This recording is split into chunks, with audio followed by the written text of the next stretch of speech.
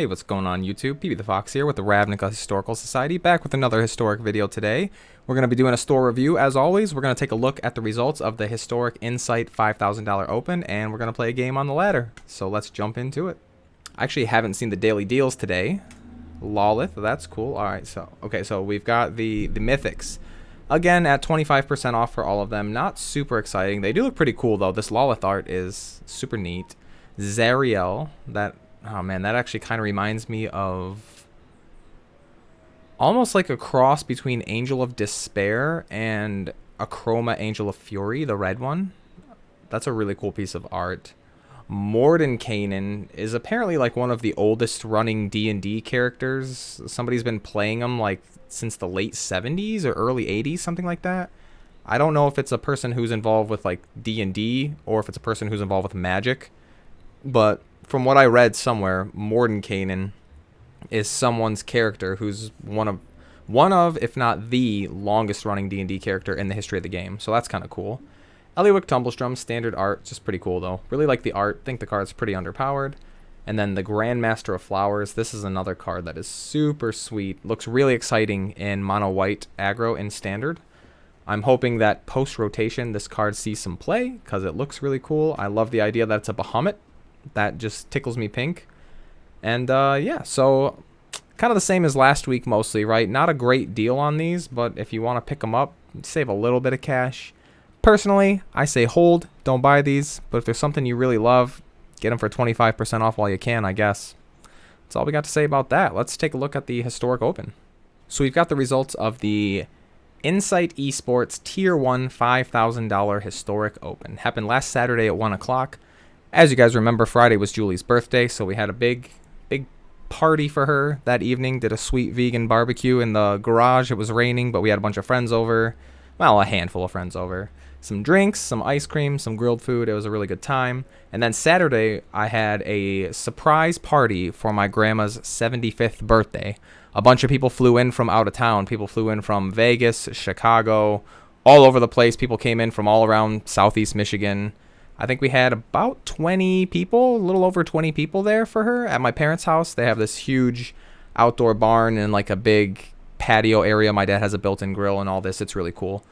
Really cool. My grandma was blown away. She's apparently never had a surprise birthday party in her 75 years of life. So it was pretty cool that we got to do it for her.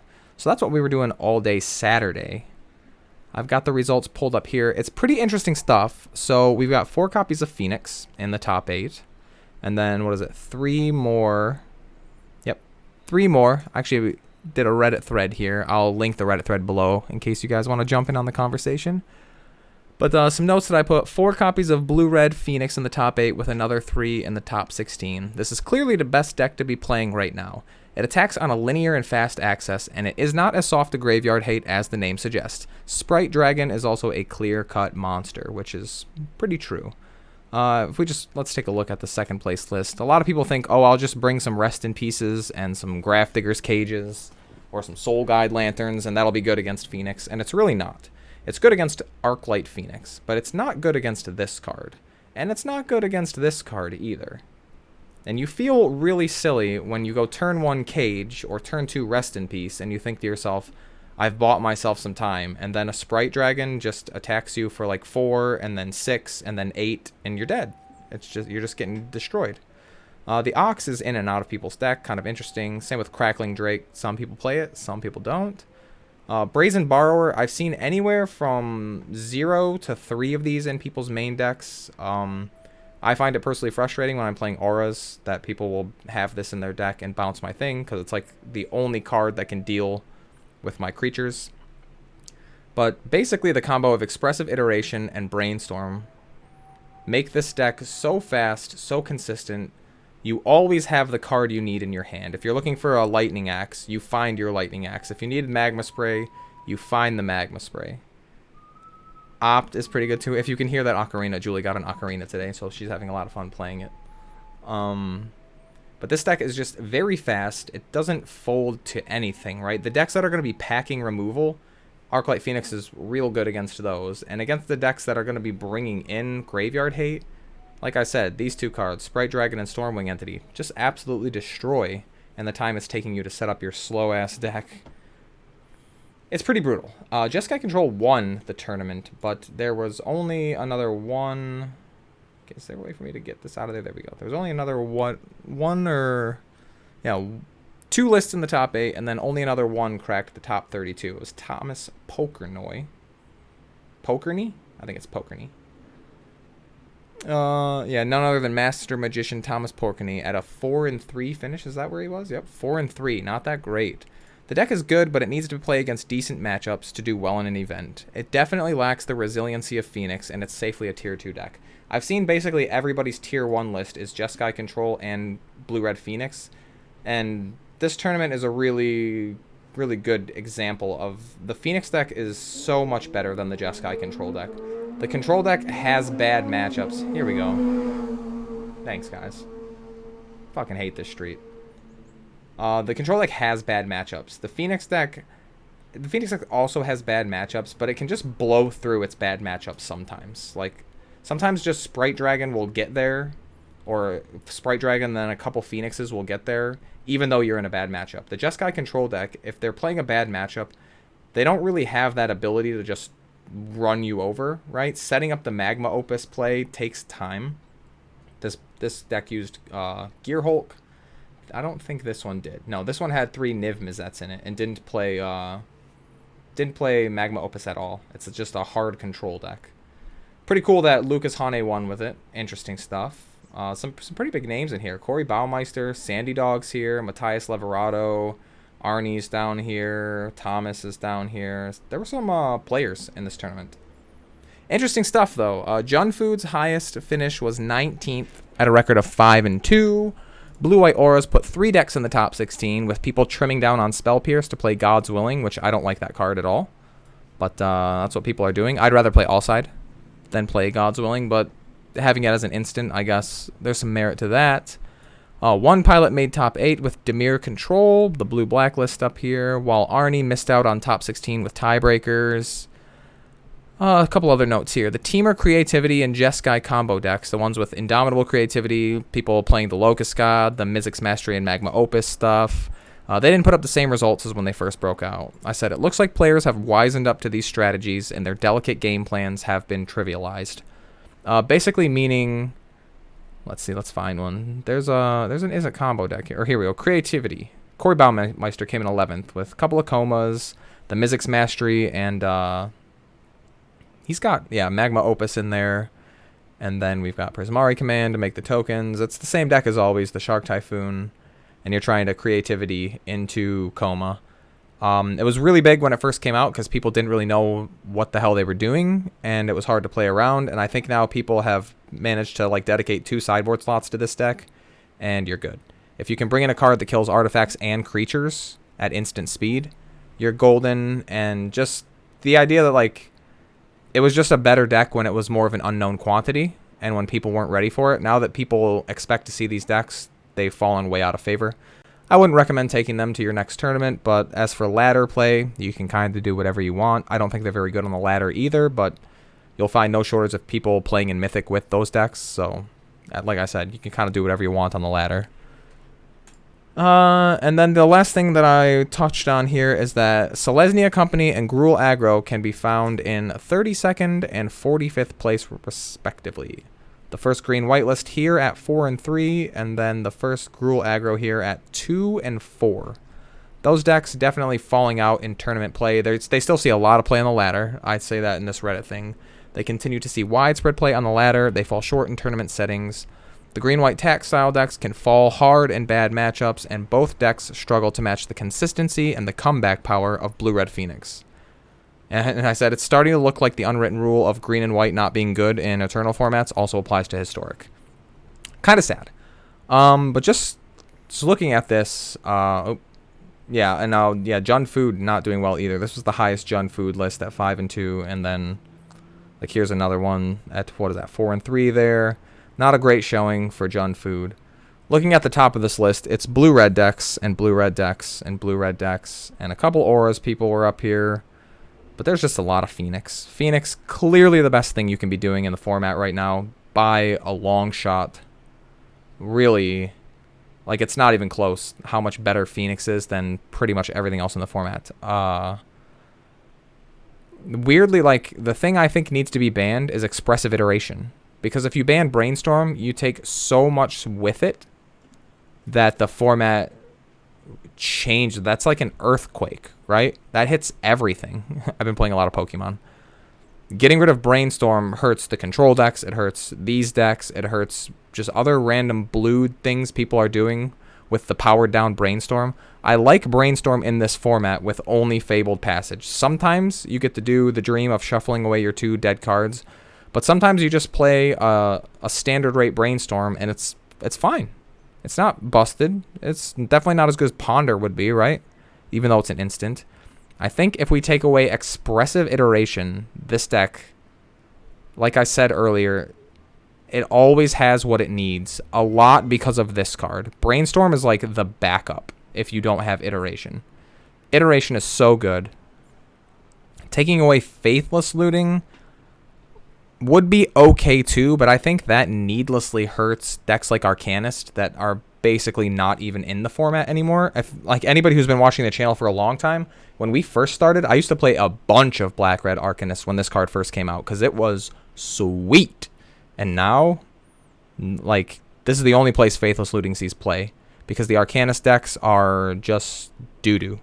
They can't beat the control decks. They can't deal with Phoenix even in the slightest.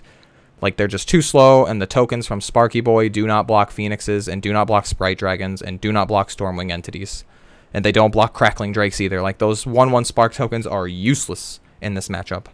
So I think getting rid of looting doesn't hurt this deck as much as Iteration would, and it hurts other decks more. Same with Brainstorm. If we got rid of Brainstorm, it would hurt this deck more than losing... maybe not. Maybe Faithless Looting would be a little bit bigger of a hit. But I think Brainstorm and Faithless Looting have application in other places in the format, and Iteration really only sees play here, and it sees play in the Jeskai control decks too, but they'll be fine with just Brainstorm. Because outside of that, you have to like ban Phoenix, which is kind of weird.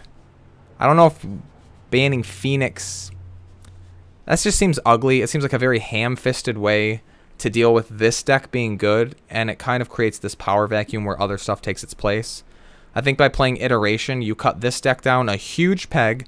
You cut the Jeskai control decks down a little bit so that they're not just the best thing that you can be doing.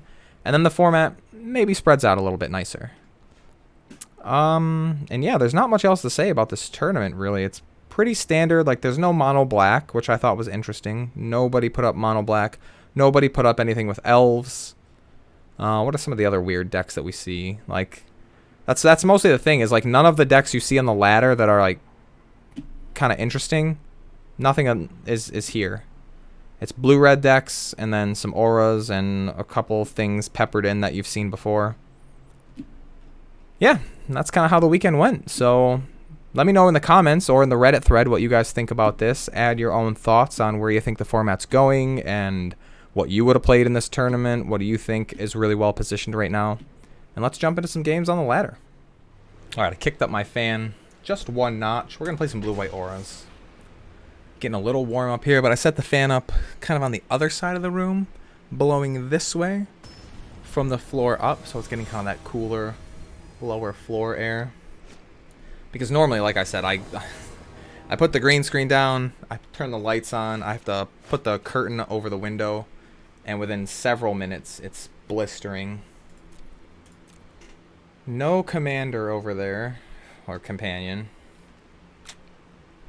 But we have a Danto Vanguard, which is usually good. I'll try it, but I don't love it. Alright, Zagoth Triome. Alright, we've got Puppy Dog, which is nice. Hopefully this doesn't get exiled immediately. Nice, okay. Glacial Fortress. Into Vanguard. Just don't exile my Puppy Dog. Okay, we're good. Now all I have to do is set up the cat. And they pretty much can't beat us. I'm assuming that this is 5-color Niv. I guess it could be something else. It could be a Sultai deck still. Wasn't even paying attention. There's no white mana over there. So they can't Vanishing Verse us. Omen of the Sea? Okay.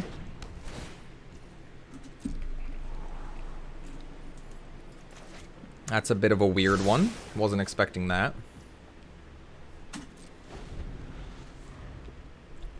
Are we playing against like some kind of Sultai? Yeah, we are. Okay, they're Sultai. Ultimatum, maybe? Let's just stack up the auras here.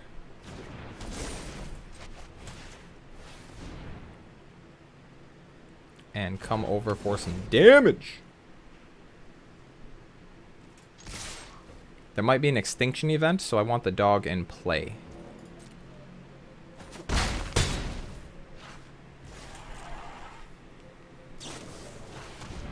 Whenever you cast another spell that has flash, you draw a card and each opponent loses a life.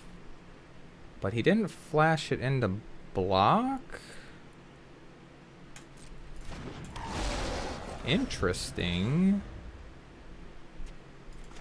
I think my opponent just made a mistake. What the hell? Slitherwisp. Never seen this card before. Shocks himself. Because something else with flash is coming down. What do you think it is? Well, let's just attack with the Vanguard then. Like I said, I want my puppy dog.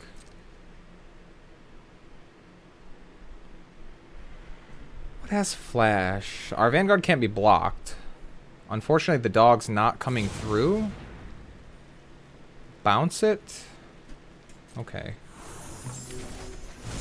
Pretty annoying.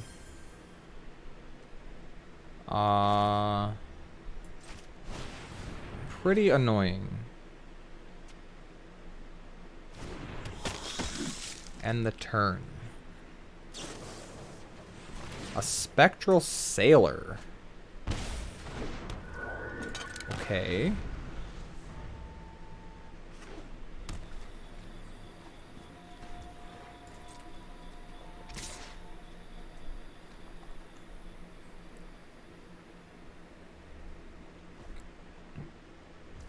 So there's going to be another rogue or something getting flashed down to block. That's what I foresee happening.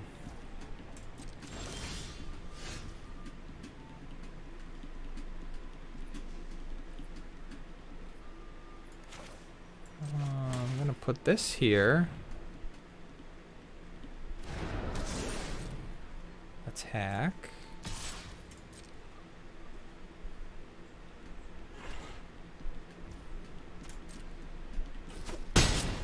Okay.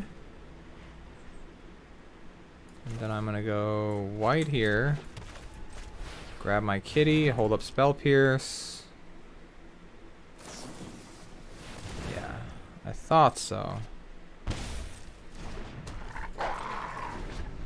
Beginning of your end step, if you didn't cast a spell, make a wolf. So we're playing against Sultai Flash. Seems like a decent matchup. I wish I had a big flying Spirit Dancer. But like I said, Brazen Borrower is just like all over the fucking place sometimes. Until we get a bona fide Boggle, it's going to be bad times.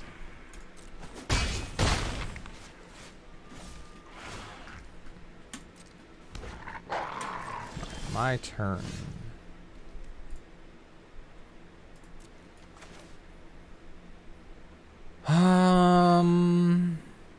We cast Luris.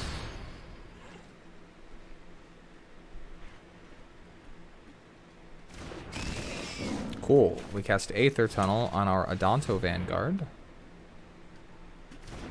Oops, I goofed, but that's okay. Send 5 through.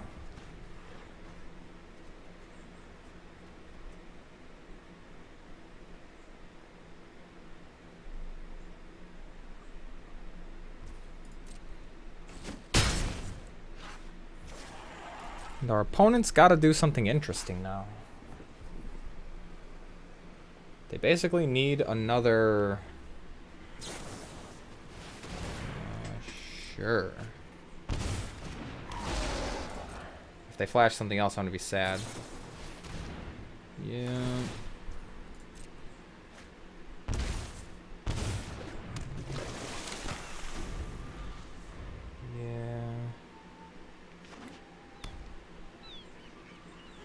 I don't die here, but... Okay, I do die here.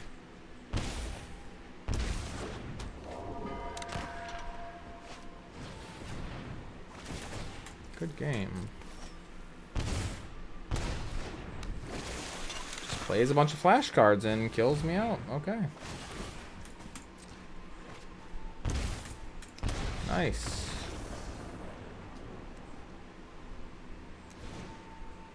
Alright. Let's see. Spell Pierce. Pretty bad. My opponent's deck is basically entirely creatures. Seems better.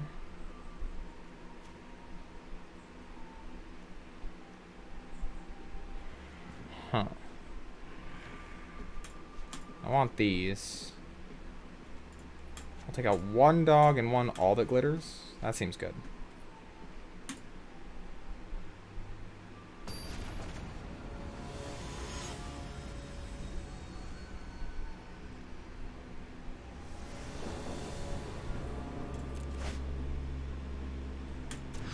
Nope. Sure.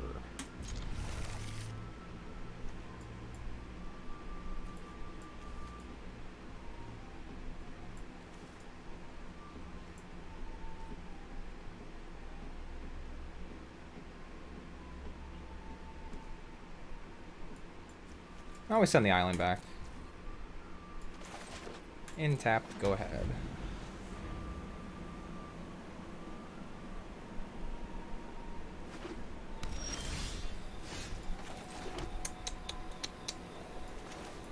Vanguard, I guess. I'm expecting some removal spells.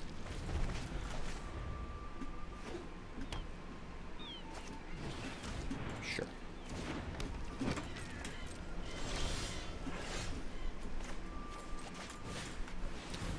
Sure thing. Draw a land. Not for us. Not today. That's okay. This Sedonto Vanguard is going to do some work.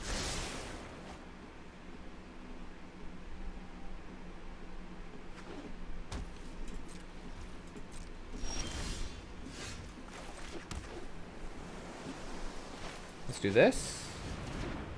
Then this. I'll take that action. Send 5 through, gain some life, draw another card. Seems good.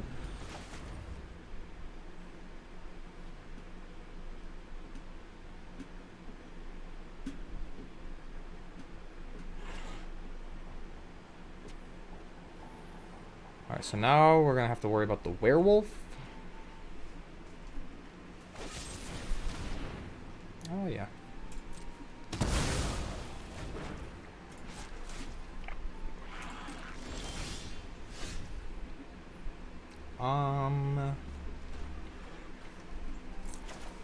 Spirit Dancer into Obsession? Yeah.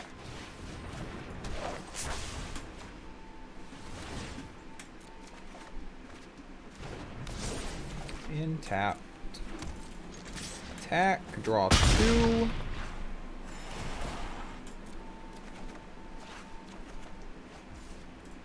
And the turn.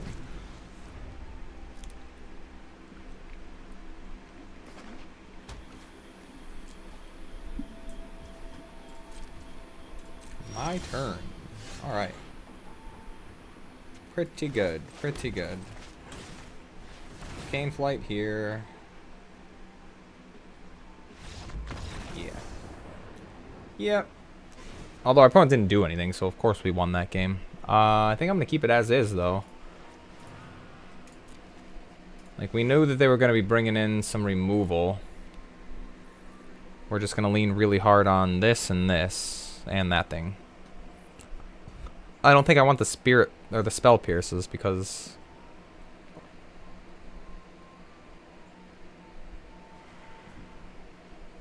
they're slow. Not that they're slow. He's slow. This game can go on and that card will get bad. And I don't want to bring in veto over anything in here. I'd rather have this than veto, so I think that's what we're gonna do.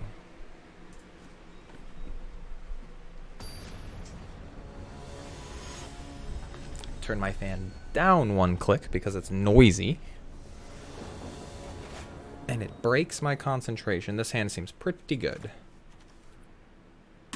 Keep the 7. Hopefully they don't have a Thoughtseize, and I'll be good to go. Pay 2. Puppy dog, go.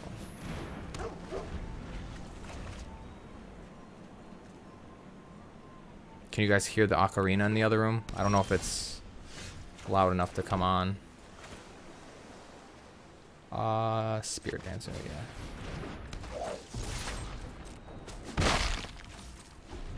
I'm willing to bet there are only 2 Brazen Borrowers in that deck over there. There's not going to be a bunch of them. Maybe there's 3. I could see 3, but I would hope only 2.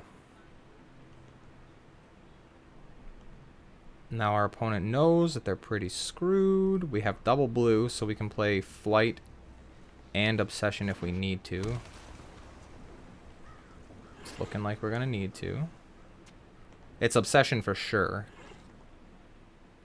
Flight. We need as many cards so we can hit a land and get this cat down.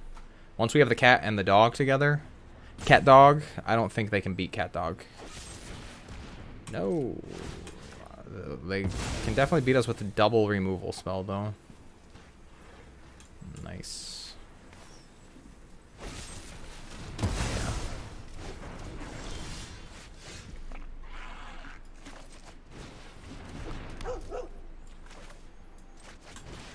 Puppy dog in the air, go.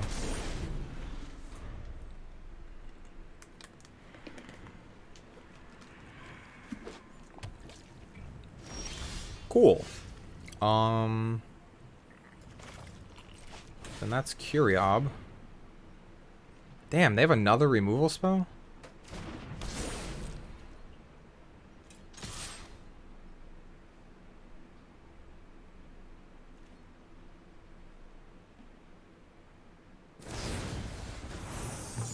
Sure. Puppy dog, go.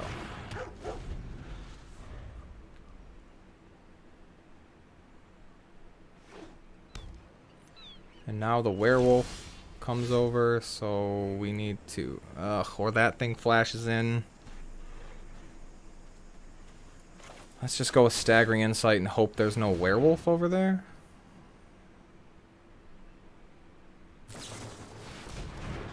Sure.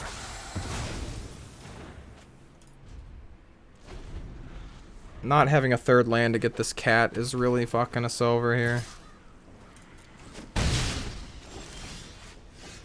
There it is.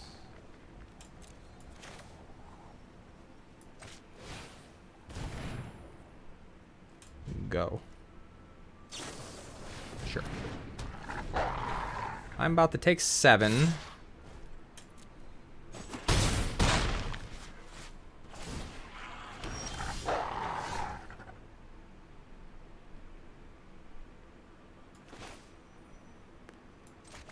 Yep.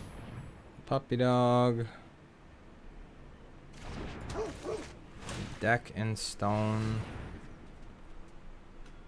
I'm kind of liable to just die here. Yeah, okay. Good game.